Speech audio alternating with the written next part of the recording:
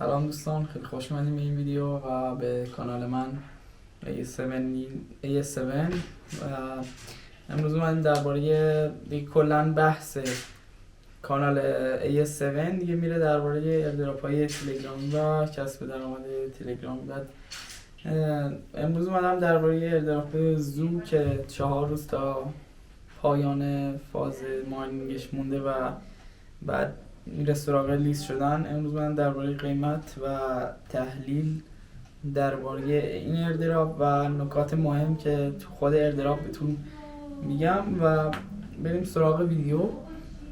اولین نکته که قبل از ویدیو بهتون میگم که خیلی ممنون میشم که کانال منو ساب و ویدیو رو لایک کنید که افراد بیشتری بتونن ویدیو رو ببینن و خیلی ممنون، لطف بزرگی در واقع میکنید. و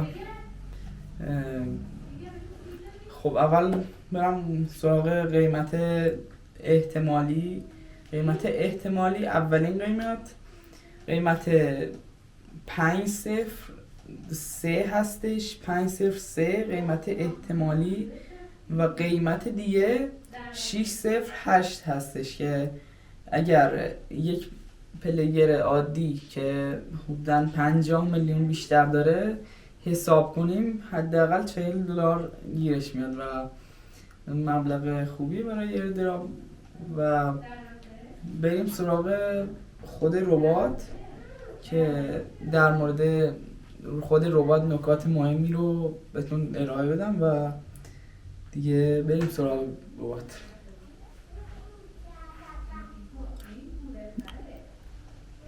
خب دوستان، همونطور که داشتم میگفتم بریم سراغ ربات. اولین نکته خیلی مهمی که شما راجبش باید حتما بدونید در مورد ایردراپ اینه که وقتی ما ایردراپ رو میبندیم و وارد ایردراپ میشیم، همونطور که گفتم 4 روز نوشته تا فاز ماینینگ و احتمالاً لیست شدنش هم یک هفته الی 2 هفته بعد از همین فاز ماینینگ باشه، احتمالش هست. و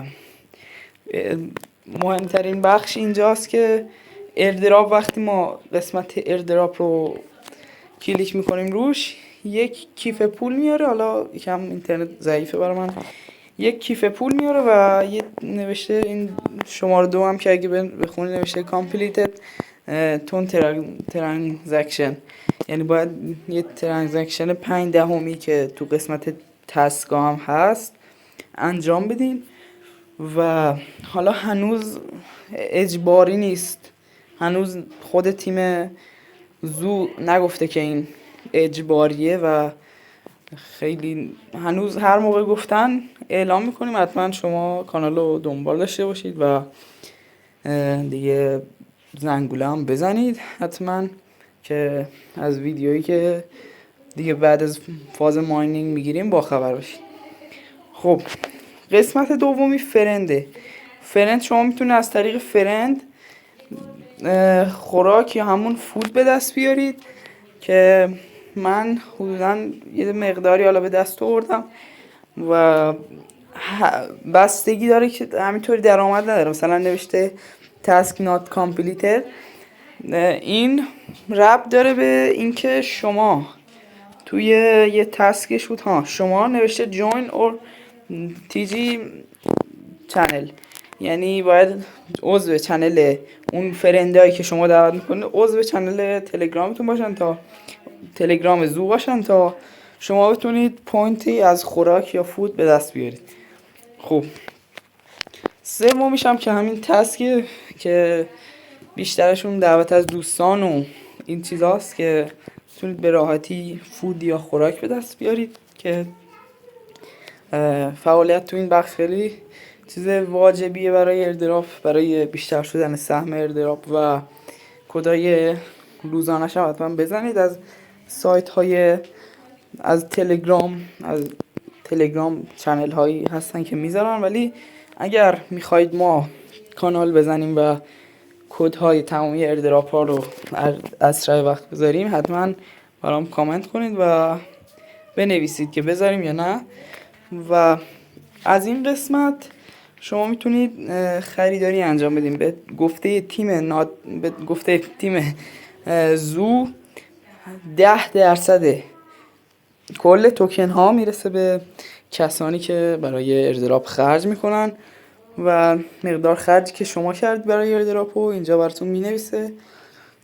و بله بعد یه ساعتی هم هست که مخصوص ایردراپه که برای ساعت خوششانسی که برای خریده که 2 الی 10 برابر میکنه خرید شما رو، فود شما رو و خریدی که کردین و از این قسمت میتونید از قسمت بوست میتونید 20% افزایش از 5% داره تا 100% که 100%ش آفر جدیده و اینم که پایینیش هم فوده که غذاات که حیواناتون اگر گشنه بمونن میتونید با این 1 روز الی 1 ماه سیر نگه دارید، 1 هفته سیر نگه دارید.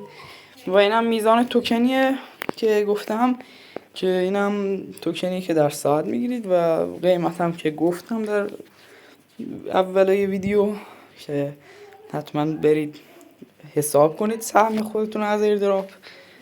و قیمت سایت ها بود، اون قیمت 5-6 تا سایت بود که میگفتن این میشه، حالا احتمالش هم خیلی زیاده که عدد خوبی هم هست. و همین دیگه یه کویز هم میاره که بعضی موقع کویز میاره دیگه، حالا فکر نکنم دیگه بیاره.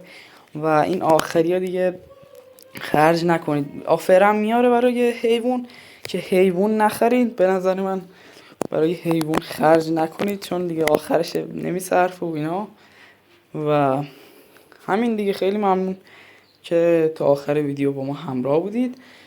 امیدوارم که هر جای ایران و هر کجایی در جهان باشید و دارید این ویدیو رو میبینید شاد و سلامت باشید. و خیلی ممنون که تا آخر ویدیو همراه ما بودید. تا ویدیوی بعد، خدا نگهدار.